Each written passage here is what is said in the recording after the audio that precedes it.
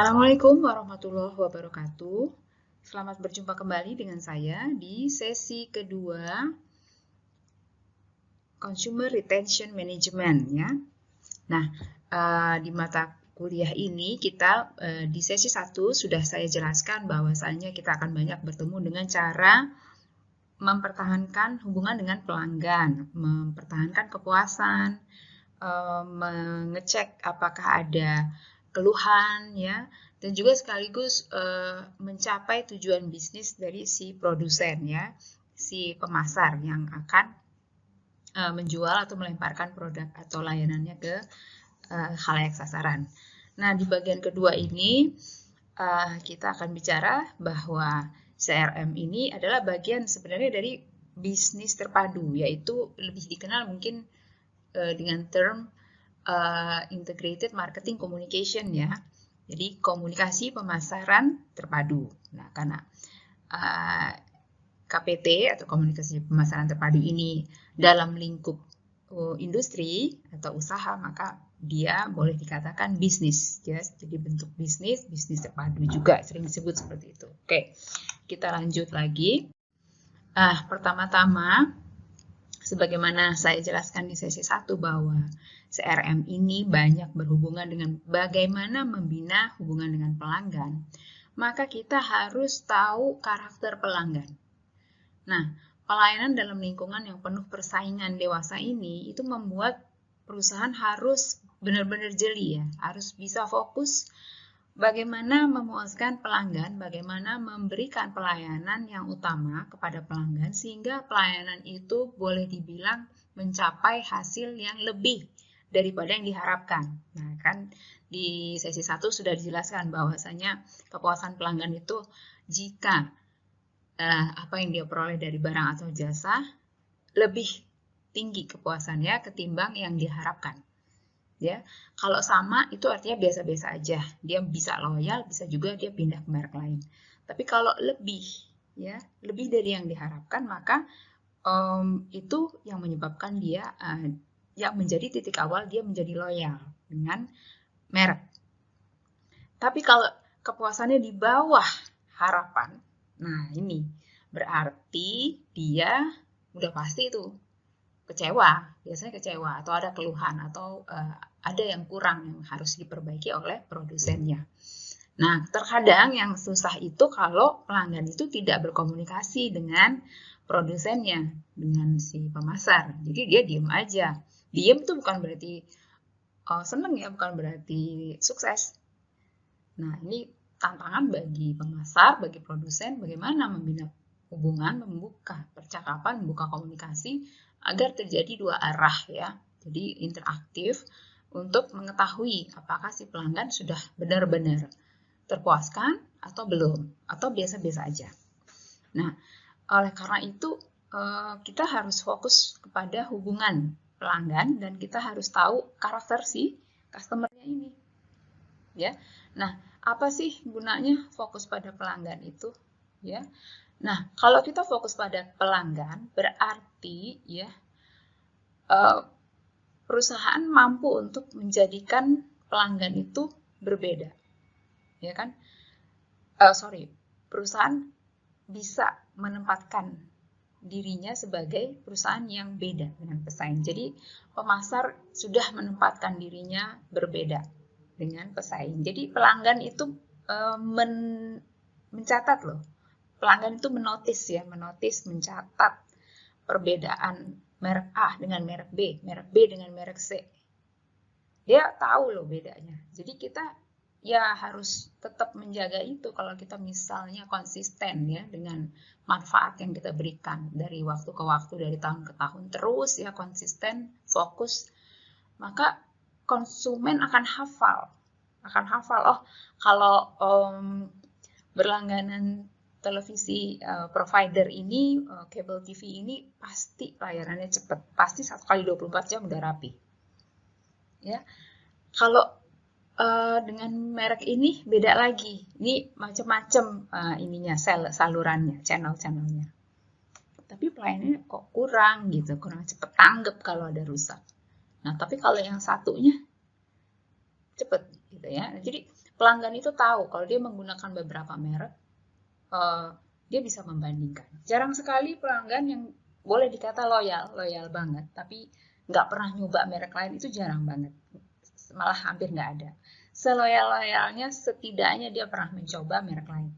Entah sekali atau satu atau dua merek. Tapi kalau dia loyal, dia balik lagi ke merek yang dia paling suka, gitu ya, paling terpuaskan.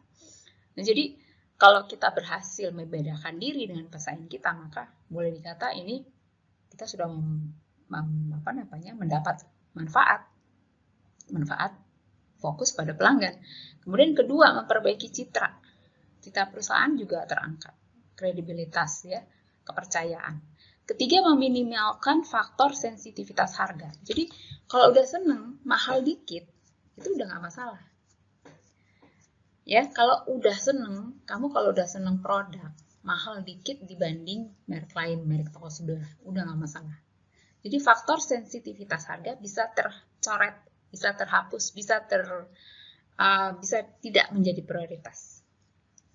Ya, tapi tentunya sensitivitas harga juga ada level-level.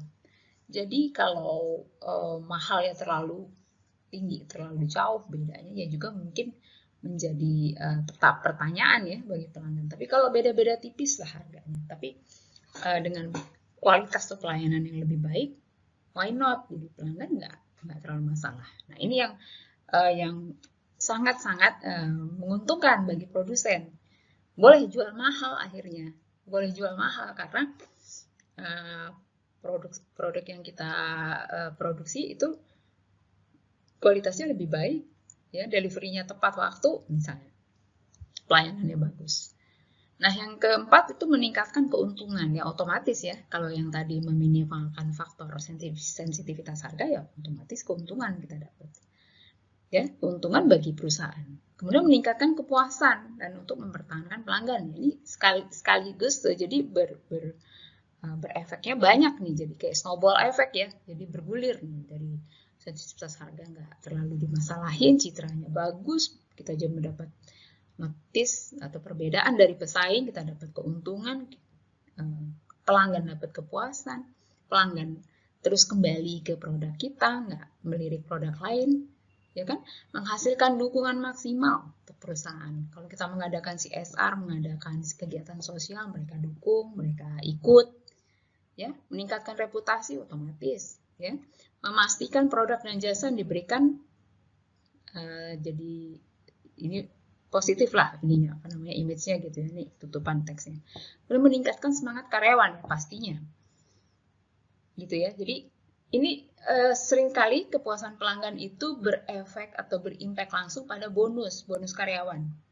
Jadi sering sekali perusahaan mengadakan semacam kontes ya, siapa yang menjual paling banyak, siapa yang bisa memuaskan pelanggan, bisa menjawab keluhan pelanggan, dialah karyawan teladan. Karyawan teladan berarti bonusnya juga banyak ya, akhir tahun bonusnya tuh banyak gitu.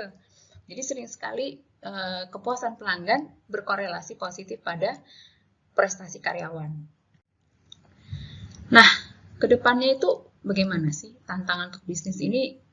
Gimana kalau sekarang ada inovasi, ada digital dan sebagainya, gimana cara orang bermedia, cara orang berkomunikasi sudah macam-macam ya, dari tadi dari yang intimasinya lemah sampai yang intimasinya kuat ya, mulai dari bicara di Facebook, bicara lewat WA sampai ketemu muka ya. Jadi ketemu muka itu paling intimate ya, paling dekat ininya jaraknya, dan kemungkinan kecil untuk salah tuh ya itu paling mudah diperoleh jika kita face to face. Tapi kalau sekarang sudah digital kan nggak bisa face to face terus. Kita belanja online, bayar juga non cash ya, pakai kartu, pakai digital finansial teknologi ya kan. Nah, ketika toko buku terlaris Amazon.com itu didirikan, pendirinya itu memahami bahwa Amazon nggak bisa memberikan tempat duduk yang nyaman. Ya nggak bisa orang duduk di situ browsing. Jadi dia membuka layanan dropshipping ya. Dropshipping ini kalian lihat di website tuh dropshipping kayak apa. Jadi seperti titip beli titip beli itu dropshipping. Nah, mengubah perilaku dan harapan pelanggan. Ya, pelanggan yang sudah puas, kita bisa naikin ekspektasinya. Tetapi dengan catatan produk kita juga harus lebih tinggi dari ekspektasi pelanggan, supaya kita mendapatkan poin lebih dari pelanggan. Dengan begitu dia tidak khawatir untuk membayar lebih. Ya, jadi kalau kita udah berharap, sudah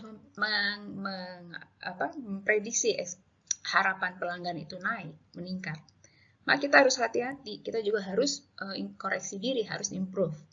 Bahwa produk kita harus juga ditingkatkan pelayanannya, kualitasnya, mutunya, sumber daya manusianya yang bekerja di dalam perusahaan juga harus di-training, harus diperbaiki gitu. Nah, sekarang ini pelanggan udah semakin pinter ya, percaya diri, sadar informasi. Mereka bisa interaktif misalnya di media sosial menanyakan sesuatu, atau misalnya menanyakan bisa tentang produk yang cacat misalnya. Nah, itu kan dibaca banyak konsumen, dibaca banyak halayak. Jadi customer service-nya dalam hal ini yang melayani di media sosial harus bisa pinter-pinter menjelaskan. Bukan berarti harus pinter bohong ya, bukan pinter bohong. Harus pinter menjelaskan, harus mau, harus bisa. Dan itu harus faktual, informasinya harus faktual. Misalnya, kita bisa selesaikan komplain Bapak dalam 4 hari. Benar-benar harus 4 hari. Ya, apakah produk diganti? Apakah produk itu bisa dikembalikan, nanti diperbaiki atau apa? Gitu ya.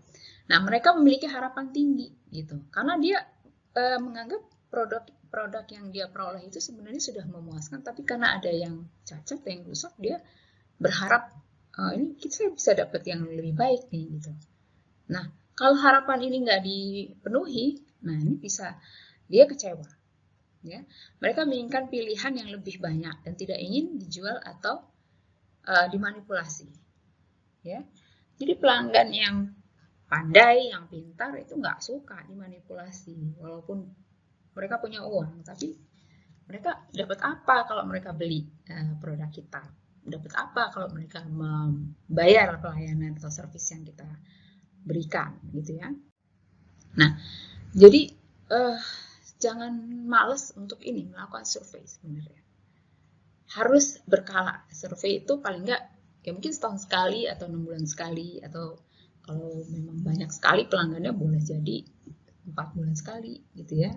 Paling minim setahun sekali itu harus deh ya. Nah, hal-hal yang menjadi pertimbangan itu apa dalam mempertahankan pelanggan? Yang pertama, hak-hak pelanggan. Pelanggan berhak memperoleh barang yang baru yang belum pernah dipakai apabila mereka sudah bayar, yang disegel, yang di packing. Kalau itu barang adalah barang display, harus dijelasin ini barang display ya Kak. Jadi ini sudah sempat dipegang oleh tamu lain sehingga ini nggak ada barunya. Itu harus jujur. Saya harus jujur, saya pernah mau beli barangnya nggak ada lagi di gudang, jadi hanya ada display. Jadi jelas itu barang display. Nah, kalau mau nunggu boleh 2 hari, nanti datang yang baru, masih di packing, masih seal ya, masih segel gitu. Kalau ini display, nah itu jelas nggak boleh bohong gitu. Kemudian boxnya udah nggak ada, itu juga harus bilang, misalnya packagingnya ini kemasannya udah nggak ada, tapi barangnya masih bagus, masih bisa dicoba-cobain di depan pelanggan gitu, tes gitu ya, di demo kan bisa. Misalnya beli apa, beli elektronik atau beli alat rumah tangga kayak gitu ya. Kemudian pelayanan perorangan. Tiap orang itu berhak mendapatkan pelayanan dari salesnya, dari customer service-nya, mulai dari point of sales-nya sampai mulai dari point of negotiation ya, dia bernegosiasi ya, misalnya harga barang itu masih bisa ditawar atau tidak, itu tergantung belinya di mana. Kalau harganya sudah harga fix, pas, nggak boleh nawar, ya sudah. Nah, kemudian dari mulai dilayani, mulai milih barang sampai di point of sales-nya, pembayaran, payment, ya, point of sales-nya. Nah, itu harus benar-benar dilayani oleh paling enggak 1 orang. Paling enggak 1 orang. Kalau beda-beda orang ya berarti ada mungkin 1 yang melayani memilih barang barang, satu lagi melayani di kasir, jadi 2. Ya, nggak boleh 5 orang langsung dilayani 1 orang. Ini menyalahi haknya pelanggan, menyalahi haknya tamu. Ya. Ketiga, persaingan yang cerdik. Nah, misalnya yang satu memberikan potongan harga, mungkin yang sebelah kita nggak murah-murah banget, tapi kita ngasih hadiah misalnya, atau kita ngasih voucher belanja, atau ngasih diskon untuk next purchase gitu ya, pembelian berikut. Jadi persaingan yang cerdik. Kemudian teknologi. Nah, teknologi ini udah pasti kalau sekarang sudah semua digital ya, ini harus mau nggak mau, ini kayak semacam syarat gitu ya, semua kewajiban. Kemudian ini apa nih? Nanti dibaca lagi ya. Yang jelas harus memenuhi apa yang diinginkan pelanggan gitu ya.